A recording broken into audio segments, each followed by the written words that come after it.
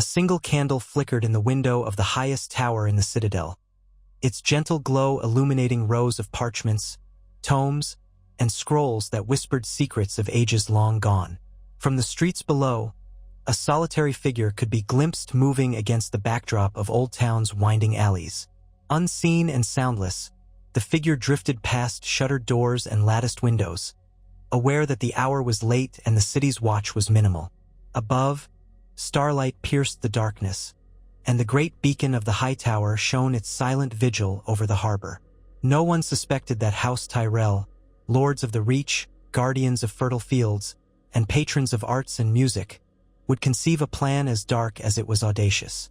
The Tyrells' wealth rested on the bounty of their lands. Their influence rippled across trade, alliances, and marriages, all the more powerful for being gracefully exercised. No one among the maesters dreamed that the protectors of the realm's breadbasket might also become the architects of an unspeakable crime, the destruction of the greatest seat of learning in the Seven Kingdoms.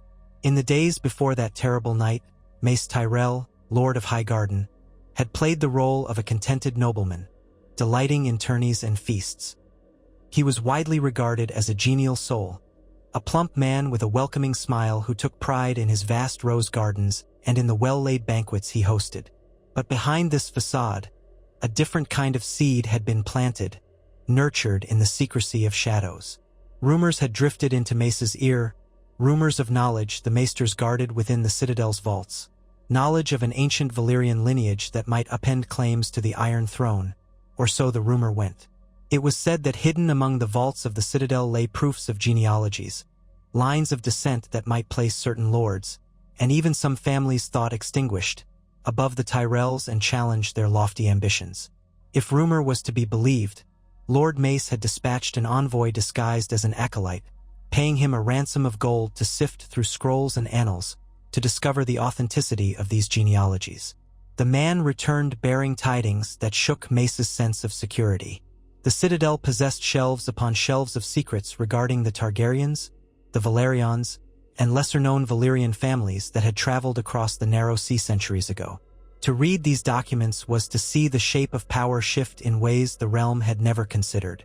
Even though the Targaryens had lost their throne, knowledge alone might spark ambitions in anyone with a modicum of the old blood running through their veins. The Tyrells, ambitious yet fearful that their place could be jeopardized, delved deeper. They discovered that what they dreaded most was no idle rumor. The greatest institution of learning in Westeros held knowledge of an inheritance that might overshadow the claims of any who currently lorded over the realm. And so, the Tyrells concocted a plan.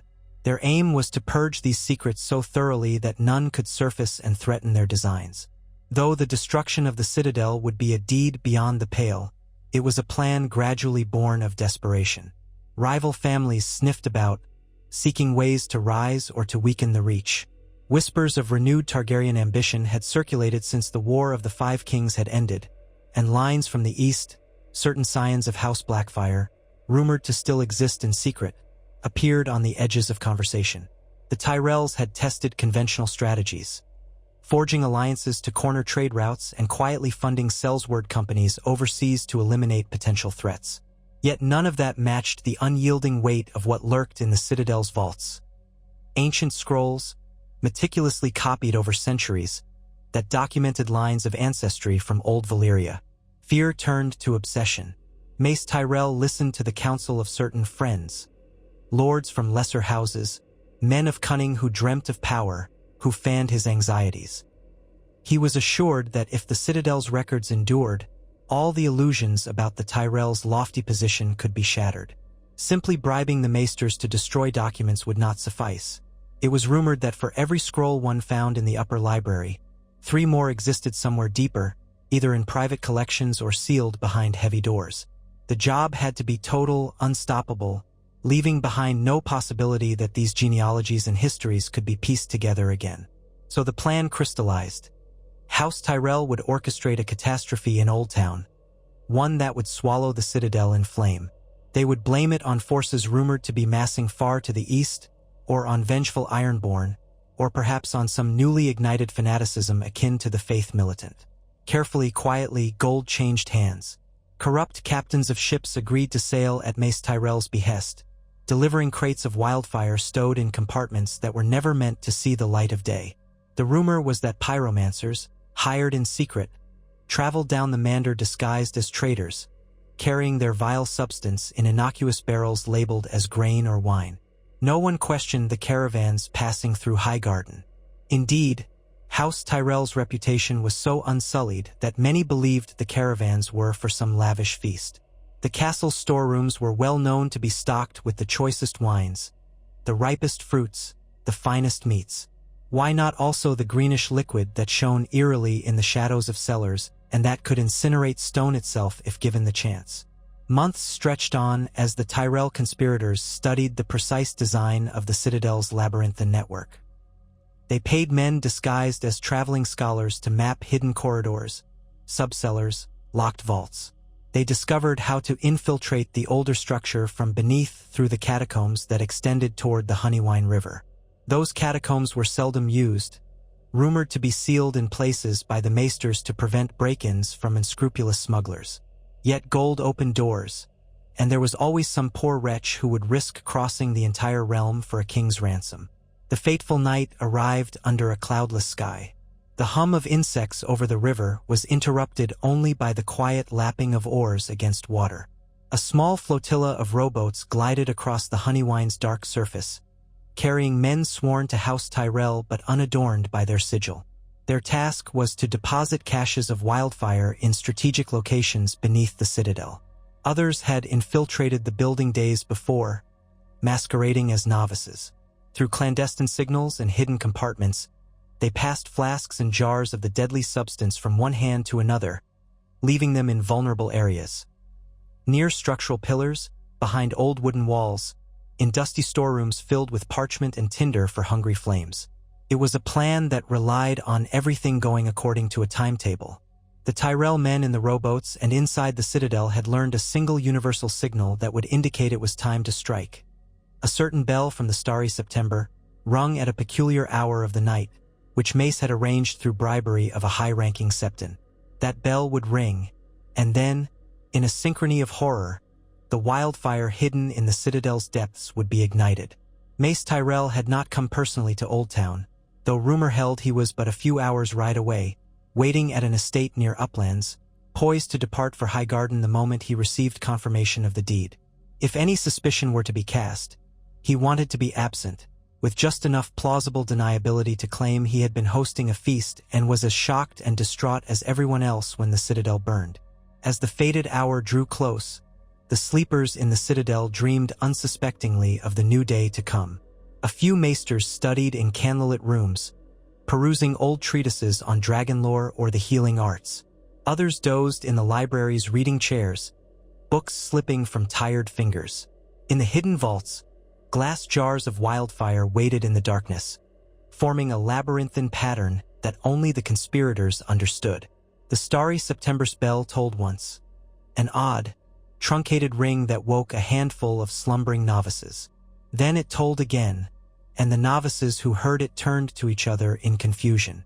They sensed nothing more than a strange, out-of-place chime in the night, but it was enough to make a few stir from their cots. Then, in the next moment, everything changed. The wildfire detonated almost simultaneously in 3 distinct underground sections of the Citadel. Stone walls split apart under the sudden conflagration, and monstrous gouts of green flame clawed upwards through passageways. The ancient wood of the archives caught swiftly, igniting row after row of manuscripts, scrolls, genealogical records, volumes on Valyrian history that had been safeguarded for centuries. Maesters jolted awake to the roar of an unnatural blaze, their eyes stinging from plumes of acrid smoke. Panic spread as people ran in every direction, searching for water, for help, for any method to battle flames that defied reason. The green tongues of wildfire leapt from one corridor to another, devouring all in their path. Some who tried to douse it found themselves covered in burning droplets that clung and scorched like living entities. Outside, Old Town erupted into chaos. Citizens roused from their homes saw flames leaping from the Citadel's towers, painting the night sky a sickly emerald. The high tower's beacon was overshadowed by this unholy glow, and the bells of the city began to ring in alarm, though no water or bucket brigade could quell wildfire once it had taken root. The bravest among the city watch tried to storm the Citadel's courtyard, only to be driven back by a force they could not comprehend. Stench of burning flesh and parchment hung in the air, mingling with the dying screams of those trapped behind molten stone. Some of the city's inhabitants stood on the banks of the Honeywine, tears in their eyes, watching centuries of wisdom and knowledge turn to glowing embers. By dawn, the heart of the Citadel was gone, burned to a blackened ruin. Twisted metal from collapsed bridges and walkways jutted out from the rubble, still sizzling in some places from the ferocity of the blaze. Parchments disintegrated to ash, and libraries that once spanned the entire known world of knowledge were rendered into drifting cinders. Old Town woke on that morning not to the usual chorus of gulls and dockworkers, but to a stunned silence, broken only by the cries of the injured and the brittle crackle of dying flames. Word spread quickly through the Seven Kingdoms, and horror descended upon nobles and small folk alike. The Citadel was a cornerstone of civilization, a repository of knowledge, science, healing, and history. Now, so much had been lost that men could not fathom the scope of it. Maesters in distant castles clutched at their chains, stunned into sorrow, uncertain if the survivors in Old Town could salvage even a fraction of what had been housed there. Whispers of sabotage grew louder. Accusations spun from mouth to mouth. Perhaps the Ironborn had done it, seeking to degrade the wealth and learning of the Reach.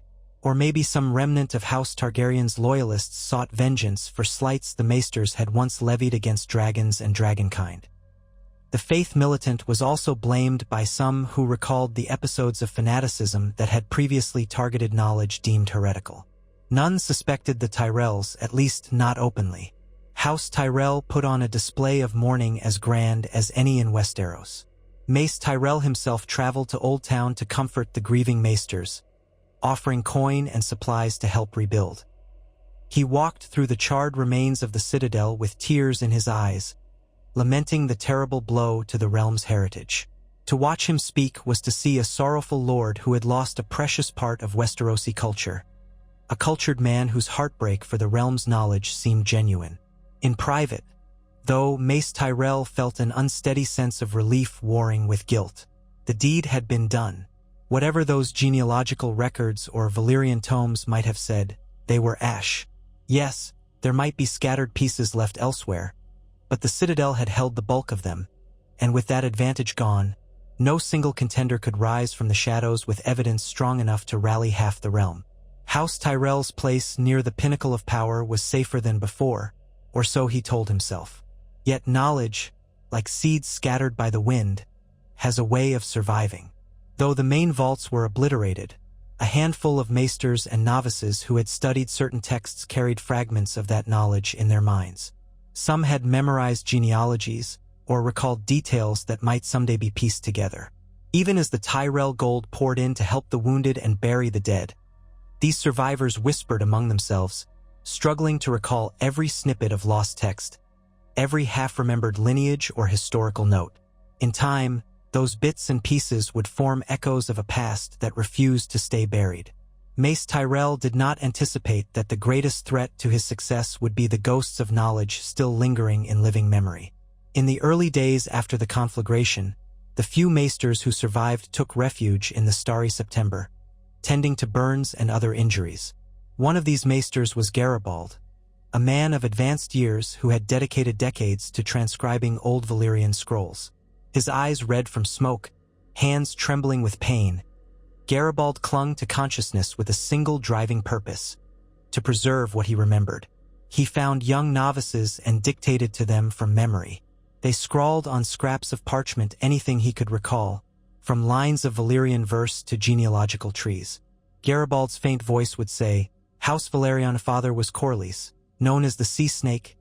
Descendants through Lena wrote an account in the 14th year after the conquest." And so on. Haphazard, incomplete, these records nonetheless represented a lifeline to the knowledge lost in the charred corridors of the Citadel. Word reached Mace Tyrell that some remnants of knowledge were trying to be preserved, though by now, so much had been lost that the genealogies might not be nearly as conclusive as before. A swirl of conflicting feelings churned within him. He had not set out on this path lightly, or so he told himself in his quieter moments. He told himself he had done it to protect his family, to ensure the stability of the realm. That was the story he intended to tell himself whenever the ghosts of the Citadel's flames haunted his dreams. As the weeks turned to months, a thick pallor of grief hung over Old Town. Charred remains of the Citadel were cordoned off, and men wearing cloth masks combed through the rubble for any salvageable relics. The starry September oversaw mass funerals, while lords and ladies from every corner of Westeros dispatched envoys bearing condolences and donations. House Tyrell seemed to lead the effort in generosity, sending wagons of supplies, gold, and seats to help feed the displaced. But in the hearts of some survivors, a gnawing suspicion began to fester. The Citadel's protective wards had been circumvented so effectively, the sabotage so precisely orchestrated, that it hinted at a conspirator who understood the Citadel's architecture intimately, and who had vast resources to bribe and smuggle wildfire.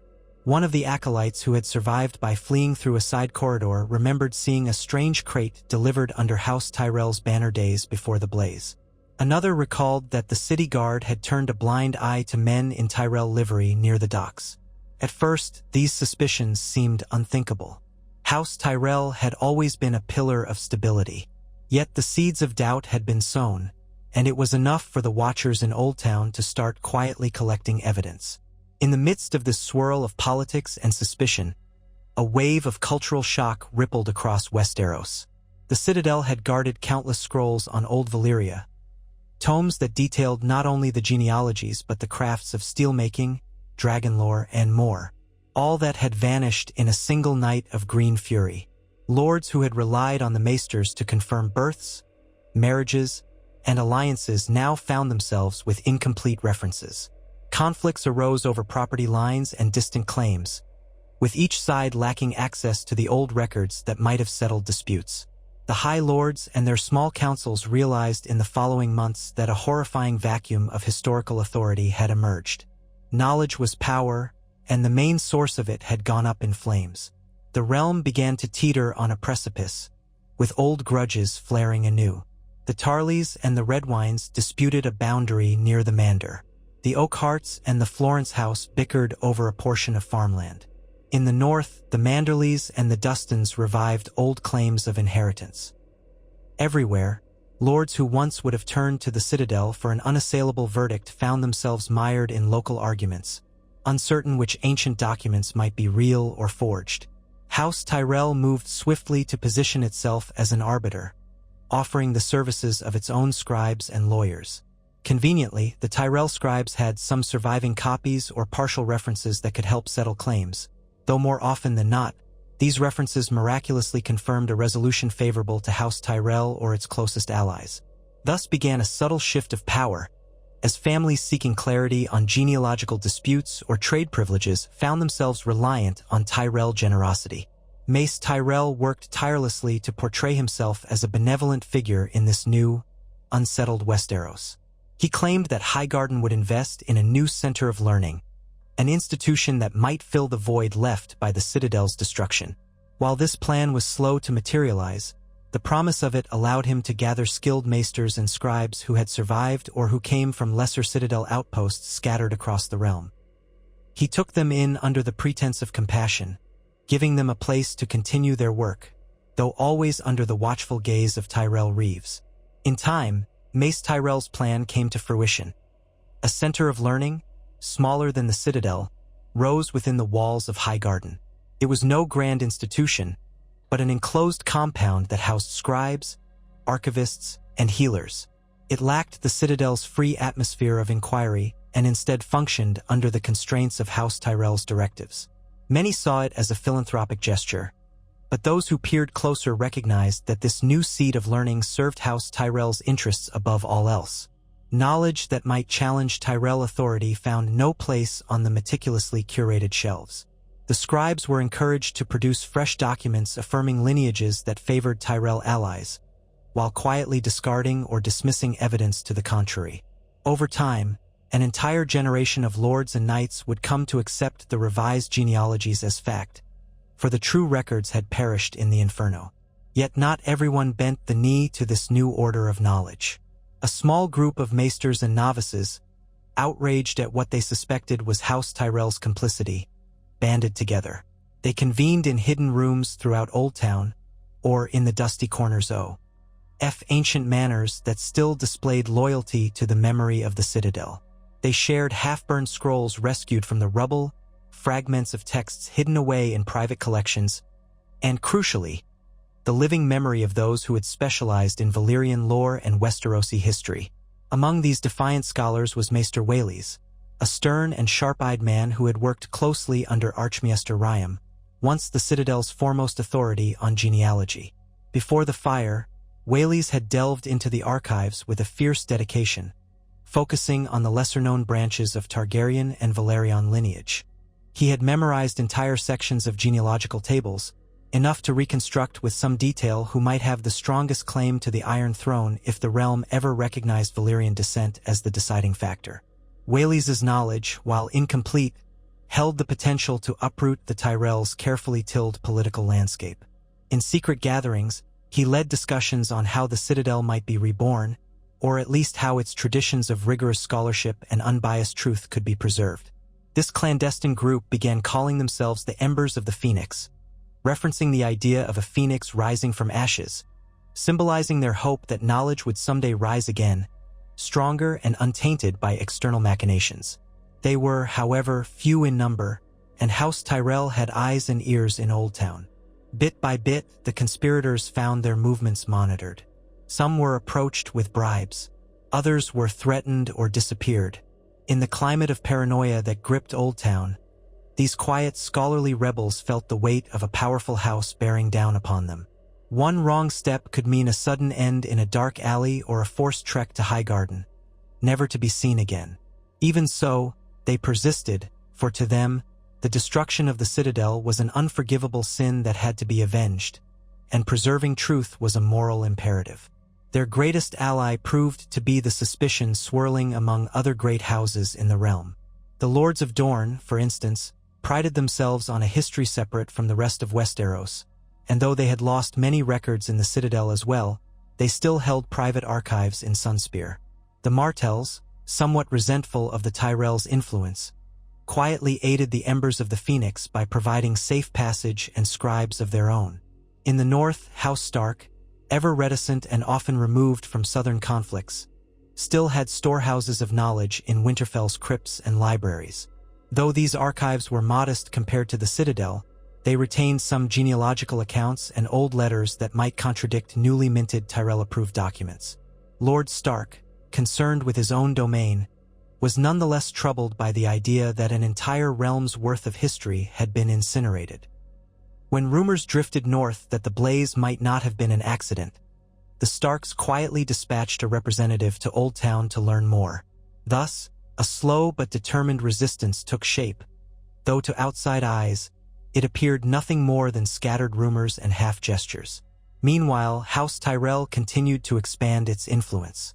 Mace Tyrell's heirs, particularly his son, took on roles that extended the family's power. They saw to it that trade routes flourished under Tyrell-friendly tolls and tariffs, making merchants reliant on the stability and favor of Highgarden.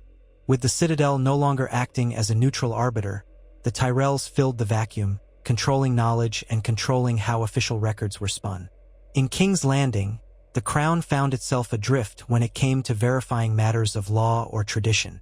The Red Keep's library had always been secondary to the Citadel's authority, so the Crown turned increasingly to House Tyrell's scribes for guidance. This gave Mace Tyrell and his confidants a direct line to shape royal edicts. They sowed confusion where it served them, clarified points of law when it favored them, and gradually positioned themselves as the most essential ally to the Crown. The Iron Throne itself was occupied by whoever happened to rule in that hypothetical future. Some suggested it was still under the Baratheon Lannister lineage in a tenuous arrangement. Others speculated a Targaryen restoration had occurred in some partial capacity. But whomever was perched there found that their power was constrained by an inability to reference the lost tomes. House Tyrell's subtle rewriting of Westerosi history made it simpler for them to gain privileges, additional lands, or treaties that placed the Reach at the center of vital trade. Yet for all their success, the Tyrells could not entirely quell the rumors. The scale of destruction was too vast, the sabotage too methodical, for everyone to remain convinced it was mere coincidence. Quiet investigations by smaller houses continued, and the more they dug, the more they encountered unsettling coincidences. Ship manifests showed that large quantities of suspicious cargo arrived in Old Town just before the blaze, accompanied by men in Tyrell livery. Dockworkers, threatened into silence, eventually shared these tales in whispered corners of taverns after enough wine loosened their tongues. Eventually, these stories reached the ears of a certain noble in the Crownlands who had lost entire genealogical references that proved his family's rank was older and higher than the Tyrells. Furious at the sabotage, this noble, Lord Ardrian Rosby, though minor, he prided himself on his heritage, began to put the pieces together. He financed a team of discreet investigators, household knights and learned men, to gather testimony from Old Town's dockworkers and from any survivors of the blaze who might have glimpsed the conspirators. While many leads were dead ends, a handful of stories corroborated each other. One of the investigators managed to retrieve a half-burnt ledger from a side chamber near the Citadel's catacombs. The ledger, scarcely legible, contained references to stored wildfire. The pages that remained showed codes and abbreviations, likely used by the pyromancers or those dealing with them. Though incomplete, these fragments were enough to show that someone had systematically ordered and placed wildfire in strategic locations within the Citadel. Lord Rosby recognized the import of this evidence. He understood that it might serve as a smoking gun, but also that brandishing it openly against House Tyrell would be suicidal if he had no powerful allies. So he reached out in secret to houses that had begun to resent the Tyrell ascendancy. Certain Stormlord houses, certain Riverlord houses, and, most quietly, some noble family in Dorne. Each had their own reason to suspect the Tyrells. Each had found the loss of the Citadel an unhealed wound. In hushed councils, these lords and ladies mulled over how best to expose House Tyrell. But they faced a problem. The realm was still reeling from the instability caused by the destruction of its seat of learning. To openly accuse House Tyrell of mass murder and cultural vandalism risked a civil war that might tear the Seven Kingdoms asunder once again.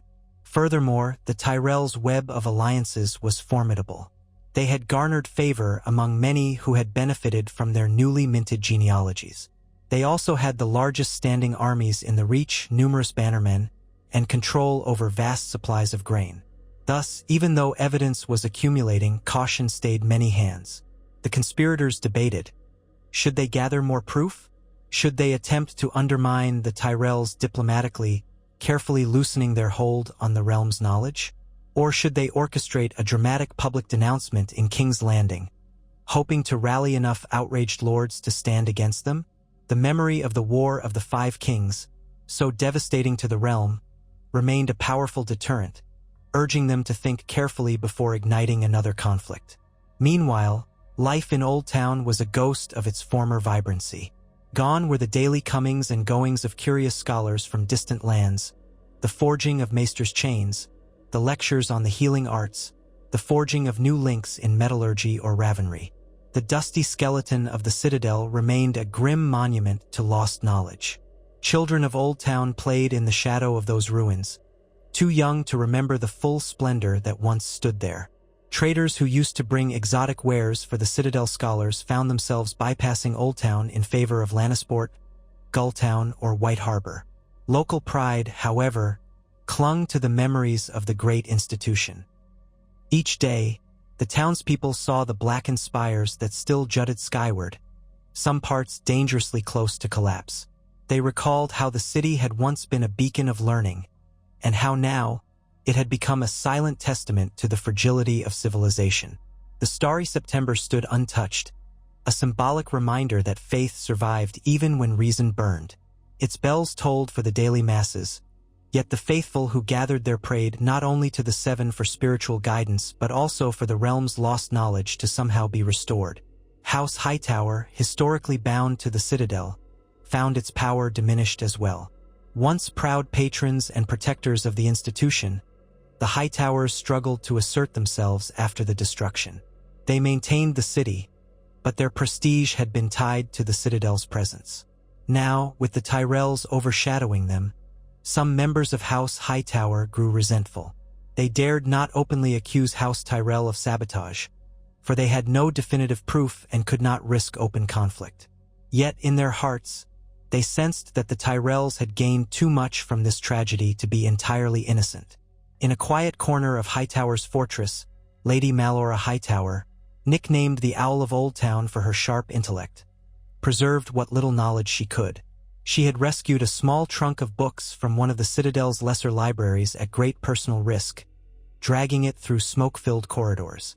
Over time, she studied the half-charred tomes by candlelight, discovering incomplete but tantalizing references to Valyrian steel, Targaryen lineage, and the conquest. She found mentions of a rumored branch of House Blackfire that might still endure across the sea. These references, though fragmented, formed a mosaic of lost truths. She shared her findings with a few trusted associates from the embers of the Phoenix, forging an alliance that she hoped could one day unravel the mysteries of who truly stood to gain from the Citadel's destruction. On occasion, Mace Tyrell would visit, always with condolences and offers of financial support to rebuild sections of Old Town. But Lady Malora kept a careful distance. She accepted the gold, for the city sorely needed it, but she watched the Tyrell entourage with hawk-like eyes, noting every slip, every secret whisper exchanged among them. As the realm adjusted to life without the Citadel, a slower erosion of culture and knowledge set in. Maesters still functioned in castles across Westeros, but they lacked the unifying authority the Citadel had provided. Their training was scattered, incomplete, and reliant on self-teaching or apprenticeship to older maesters who had survived. Miscommunication and conflicting scholarship abounded, from the care of ravens to the proper treatment of injuries, from the mysteries of the cosmos to the reading of the stars. The sense of unity the Citadel once provided was gone, replaced by a patchwork of local traditions and ad hoc solutions. Some lords refused to trust maesters at all, suspecting them of hidden allegiances or secret knowledge. Paranoia flourished in this environment, and rumor supplanted scholarship as the chief means of spreading information. Folk tales and legends that had once been scrutinized under the Citadel's lens of reason now circulated as half-believed truths. In the dark corners of taverns, men spoke of dragons returning, of dire prophecies that the Citadel had suppressed, of entire lines of Valyrian descent that might reemerge to reclaim lost thrones. These stories mixed with the fear that House Tyrell had grown too powerful, forging an undercurrent of unrest throughout Westeros. The small folk prayed for stability, but stability seemed like a distant memory in a land where even the written word had become suspect. Amid these upheavals, the Tyrell family, outwardly tranquil and confident, quietly wrestled with internal turmoil. Mace Tyrell himself was not a master conspirator by nature. He was a man shaped by fear, ambition, and the influences of those around him who had stoked his insecurities. On many a night in Highgarden, he would walk through his manicured rose gardens, haunted by the memory of green flames. He would recall the screams he had heard when he arrived in Old Town after the deed was done. He tried to console himself with the idea that it was a necessary sacrifice, but doubt ate at him. The flames had not only destroyed genealogies but had also obliterated the fruit of countless scholars' lifetimes. Innocent men and women, novices and maesters alike, had died. Had all that truly been necessary just to ensure his house's safety in the upper echelons of power? He found no easy answers, and though he appeared at feasts, his laughter was often hollow. The facade of jovial warmth had become a mask he wore more and more frequently. His children, notably his daughter, grew to suspect that something weighed heavily on their father. She confronted him once, speaking in measured tones, trying to discern the reason for his guilt. Mace waved it away, claiming the burdens of lordship had grown heavier since the Citadel's fall. But she noticed the tremor in his hands and the shadows under his eyes, signs that nightmares followed him into the daylight. None could publicly challenge him, however, for the Tyrell knights and bannermen remained fiercely loyal. either out of admiration for the house that fed and prospered them or out of fear of losing that prosperity. Highgarden's coffers overflowed, and gold has a way of buying loyalty and silence. Elsewhere in the realm, the embers of the Phoenix continued to gather scraps of knowledge like precious jewels. They consolidated lists of rumors about the Citadel's final hours, cross-checking them with the survivors' testimonies. Their numbers remained small, for each member risked life and reputation in the cause of truth. Some managed to correspond with distant Essos-based scholars, hoping that across the narrow sea there might be copies of some of the texts lost in the Inferno. A few volumes, it was discovered, did exist in the private libraries of merchants in Pentos or Bravos, but these were incomplete and expensive to acquire. Still, the Embers pooled their resources, buying pages or entire manuscripts when they could, smuggling them back to Westeros with the help of sympathetic sea captains who owed no allegiance to the Tyrells. They stored them in hidden cellars and attics in Old Town, or carried them far north to stow in Winterfell's vaults under the quiet protection of House Stark. As the years passed, the direct memory of the Citadel's destruction faded from the minds of many small folk.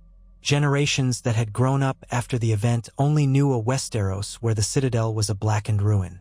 They learned about the travesty through word of mouth or the occasional lament from a traveling singer.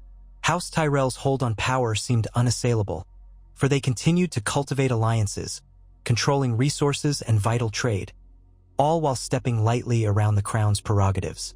But knowledge does not die so easily.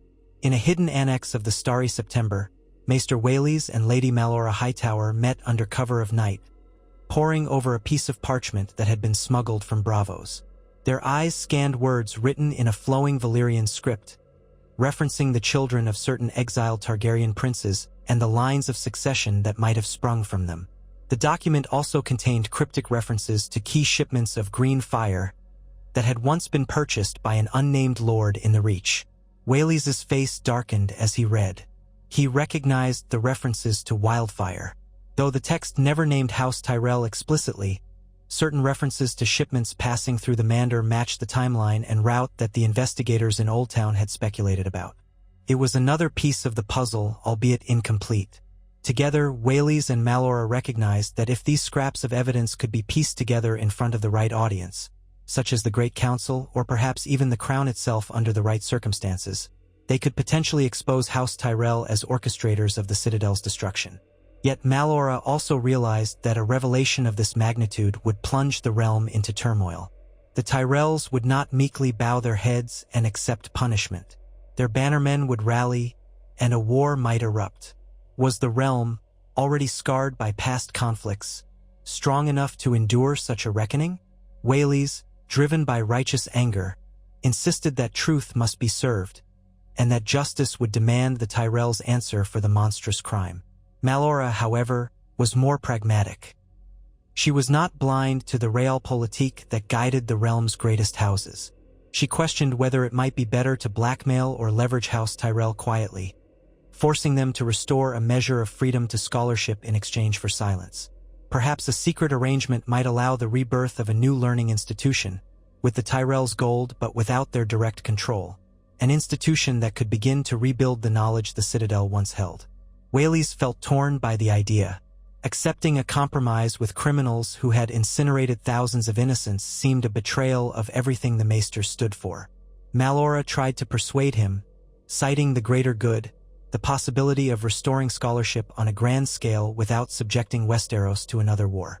Their discussions lasted many hours, echoing in the halls of the Starry September as a moral quandary for which there was no easy answer.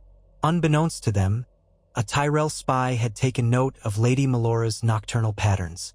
This spy, a lowly novice in the faith, reported suspicious late-night visits to his contact, who in turn informed Highgarden that something was amiss. The Tyrells, still vigilant, had not become complacent despite their success. They well remembered that the surest threat would come from those who refused to let the truth die. In response, House Tyrell quietly dispatched a small group of elite agents to monitor Lady Melora's activities more closely, to intercept any messages she might be sending or receiving. The aim was not necessarily to eliminate her. Doing so might raise unwelcome questions, but to glean exactly how much she knew and whether a quiet bribe or intimidation might put an end to her meddling. A cat-and-mouse game ensued in the corridors of Old Town's starry September and the labyrinthine passageways beneath the high tower. Malora and Whaley's found themselves under increased scrutiny. Sometimes they would find footprints in rooms they had carefully locked, or discover that certain documents had gone missing. They realized they were not safe. In desperation, Whaley's prepared copies of key evidence to distribute among trusted allies, ensuring that if he were silenced, the knowledge would not be lost with him. More time passed, and while the tension in Old Town was palpable, the rest of Westeros carried on. Each region had its own troubles, and the legacy of the lost Citadel quietly continued eroding the realm's unity. Religious fervor found new footholds in the absence of a strong scholarly tradition. Strange cults sprang up in the Riverlands, worshipping old gods and new in bizarre syncretic forms. In the Vale, a local rebellion against what some deemed crown favoritism erupted, fueled by misinformation that might have been dispelled had the Citadel survived. In these tumultuous conditions, House Tyrell presented itself as a stabilizing force. They sent shipments of grain to famine-stricken areas, extended soft loans to impoverished lesser lords, and performed all the gestures of a benevolent patron. Meanwhile, those who suspected the truth about the Citadel could not muster the unity or the nerve to expose the Tyrells completely. Eventually, a fateful evening arrived when a hush fell over Old Town. Clouds obscured the moon, and a thin rain began to patter against rooftops. Malora Hightower received a message delivered by a boy wearing the insignia of House Beesbury. The note was brief but urgent, indicating that crucial evidence tying the wildfire plot to House Tyrell had been smuggled into the city by a Westerosi ship captain. The captain was waiting at a hidden dock near the base of the high tower, prepared to hand over a sealed chest of documents that might confirm the coded references in the half-burnt ledger Whaley's had found. Malora sent word to Whaley's and a handful of their allies. Under cover of darkness, they made their way to the clandestine meeting point, hearts pounding with anticipation and dread. Here at last might be the final puzzle piece, the incontrovertible proof needed to expose House Tyrell. Rain slicked the narrow walkway by the river, muffling footsteps and clinging to cloaks. The Westerosi captain, a wiry man with eyes that darted at every noise, lifted a small chest from under a tarp. He whispered that he had risked much to bring these papers across the sea. The chest contained correspondences between a sell-sale group in Lys and an unnamed highborn sponsor in Westeros who had purchased large quantities of wildfire. Some references matched older shipping manifests that had mysteriously vanished after the Citadel's fire. But just as the chest was passed into Melora's hands, torches flickered in the alley, revealing men with the rose sigil of House Tyrell hastily concealed beneath plain cloaks. Swords gleamed in the torchlight, and Whaley's realized too late that they had been followed. Chaos erupted as the Tyrell men surged forward, demanding the chest. Malora clutched it to her body, stepping back precariously over the slick stones. Whaley's and a few allies drew their daggers, but they were no match for the trained armsmen. A frantic struggle ensued. Blades clashed in the narrow alley, echoing against the ancient stones of Old Town's quays. The Westerosi captain attempted to shield himself behind crates, but a crossbow bolt thudded into his shoulder. Malora tried to flee with the chest, only to be cornered by a grim-faced Tyrell sworn sword. Whaley's fought desperately, but he was forced to watch as the chest was seized from Melora's grasp. One of her defenders lunged in an attempt to reclaim it, and a Tyrell man struck him down, the sound of steel on bone reverberating in the damp night air. Shouts and curses mingled with the hiss of rain. A single lantern was knocked to the ground, the glass shattering, flame sputtering on wet stone. In the confusion, Whaley's managed to break free for a moment, grabbing Melora's arm and dragging her away, but not before he saw the Tyrell men vanish into the darkness with the chest. A sense of despair washed over him.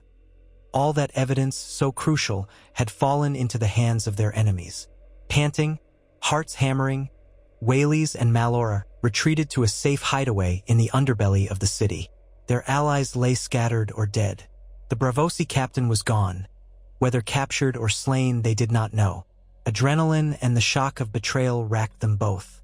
Malora slumped against a damp wall, breath ragged, and Whaley's pressed a hand to her cheek, trying to reassure her. Both knew that the Tyrells now had a direct link to them, and that they would stop at nothing to silence or discredit them.